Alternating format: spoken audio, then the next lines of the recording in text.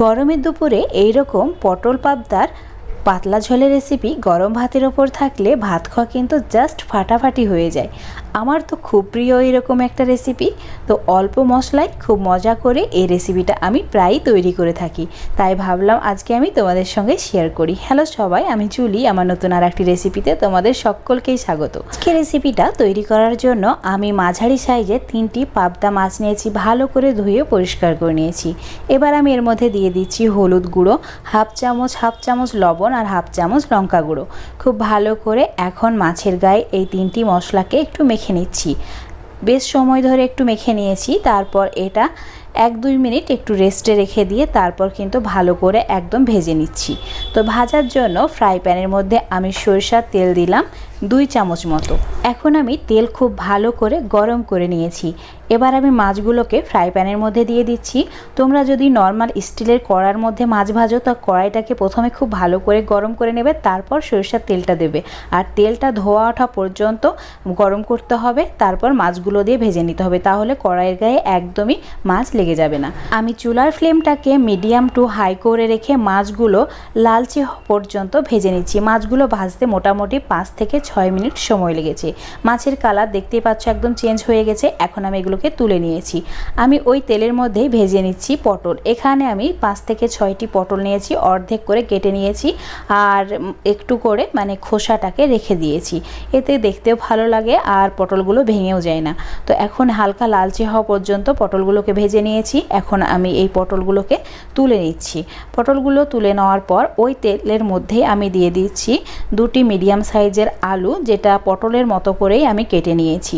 এটা দেখতে ভালো লাগে তাই এরকম করে কেটেছি। এখন লালচে হওয়া পর্যন্ত ভেজে নিয়েছি। তারপর আমি এখানে পরিমাণ মতো পানি অ্যাড করেছি। এখানে আমি 2 গ্লাস পানি দিয়েছি আর দিয়ে দিলাম স্বাদ মতো লবণ। লবণ সবসময় নিজেদের স্বাদ বুঝে অ্যাড করবে। আর দিয়ে দিচ্ছি হাফ চামচেরও কম হলুদ গুঁড়ো আর দিলাম অল্প একটু লাল লঙ্কার গুঁড়ো। এখন ঢাকা দিয়ে আলু সেদ্ধ হওয়া পর্যন্ত খুব ভালো করে ফুটিয়ে নিচ্ছি। আমি 3 মিনিট ভালো করে ফুটিয়ে নিয়েছি। আমার আলুগুলো 80% মতো সেদ্ধ হয়ে গেছে। এখন আমি পটলগুলো দিয়ে দিলাম। পটলগুলো দিয়ে দেওয়ার পর একটু ভালো করে নাড়াচাড়া করে নিয়েছি। তারপর ঢাকা দিয়ে আবারও 3 থেকে 4 মিনিট রেখে দিয়েছিলাম মিডিয়াম টু হাই ফ্লেমে। আলু পটলগুলো খুব ভালোভাবে কিন্তু সেদ্ধ হয়ে গেছে। এখন ভেজে রাখা পাবদা মাছগুলোকে আমি ওপরে এভাবে দিয়ে দিলাম আর দিয়ে দিচ্ছি 4 থেকে 5টি চেরা কাঁচা লঙ্কা। এখন খুব ভালো করে একটু কাঁচা লঙ্কাগুলোকে ঝোলের মধ্যে এভাবে ডুবিয়ে দিচ্ছি আর ঢাকা দিয়ে আমি 5 মিনিট লো ফ্লেমে খুব ভালো করে রান্না করে নিচ্ছি। 5 মিনিট পর ঢাকা খুলে দেখে নিচ্ছি আলু পটলগুলো ভালোভাবে সেদ্ধ হয়েছে কিনা। খুব সুন্দরভাবে সেদ্ধ হয়ে গেছে। এখন আমি এটাকে একটা বড় সাইজের বাটির মধ্যে ঢেলে রেখে দিচ্ছি। এবার আমি ফ্রাই প্যানের মধ্যে দিয়ে দিচ্ছি 1 চামচ সরিষার তেল আর ফ্লেমটাকে মিডিয়াম করে রেখেছি। দিয়ে দিলাম 3টি তেজপাতা। তেজপাতা খুব ভালো করে লালচে কালার হওয়া পর্যন্ত ভেজে নিয়েছি। এবার আমি দিয়ে দিচ্ছি 1 চামচ গোটা জিরা। জিরাও লালচে কালার হওয়া পর্যন্ত ভেজে নিতে হবে, একদম পুড়িয়ে ফেললে হবে না। এখন আমি দিয়ে দিচ্ছি 1 চামচেরও একটু কম কালো জিরা 2 থেকে 3 সেকেন্ডের জন্য ভেজে নিচ্ছি। এই অবস্থায় ফ্লেমটা কিন্তু একদম কমানো আছে। এখন আমি দিয়ে দিচ্ছি পটল আলু আর পাবদা মাছের তরকারিটা।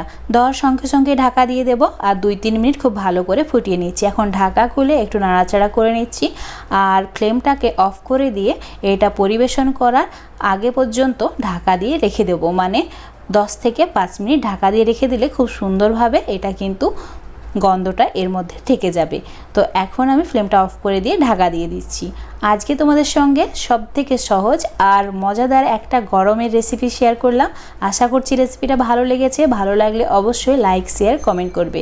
রেসিপিটা ফেসবুক পেজ থেকে দেখলে পেজটাকে অবশ্যই ফলো করে রাখবে। আর আমার এই রেসিপিটা যদি ইউটিউব থেকে দেখো অবশ্যই চ্যানেলটাকে সাবস্ক্রাইব করে রাখবে আরও এরকম সহজ রেসিপি পাওয়ার জন্য। আজ এই পর্যন্ত, আবারও দেখা হবে নতুন কোনো রেসিপি নিয়ে।